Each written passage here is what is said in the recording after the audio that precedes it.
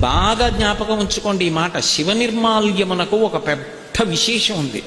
శివ నిర్మాల్యము అంటే శివుడికి పూజించినటువంటి పదార్థం నేల మీద పడి ఉండగా తొక్కినా, దాన్ని దాటినా పూర్వజన్మలలో చేసుకున్న పుణ్యం, ఇప్పటి వరకు చేసుకున్నటువంటి పుణ్యం పోతాయి. అందుకే ఎవరు నందీశ్వరుడి మీద అలా పెట్టేస్తారో వాళ్ళ వల్ల పోతూ ఉంటుంది ఇతరులకు పుణ్యం. ఎందుకని వాడు నంది మీద పెట్టి వెళ్ళిపోతాడు. గాలి వేసింది, ఆ మారేడు దళాలు కింద పడిపోయినటువంటి మారేడు దళాన్ని వెనక వెళ్ళిన వాడు తొక్కాడు. ఇప్పుడు ఆ పాపం ఎవరిది? ఇద్దరికీ వస్తుంది.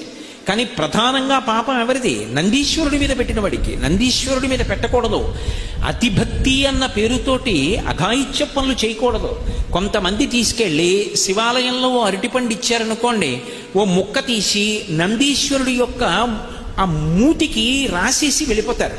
అక్కడి నుంచి ఇంతంత ఈగలు బయలుదేరి ఆయన నోటి చుట్టూ ముక్కుల్లోకి వెడుతుంటాయి. ఆయన నిరంతరము శివదర్శనం చేస్తుంటాడు. ఆయనకి అది ధ్యానభంగం కల్పిస్తుందా, కల్పించదా? ఒక ఆలయంలోకి వెళ్ళాము అంటే ఆలయం యొక్క మర్యాదని పాటించాలి.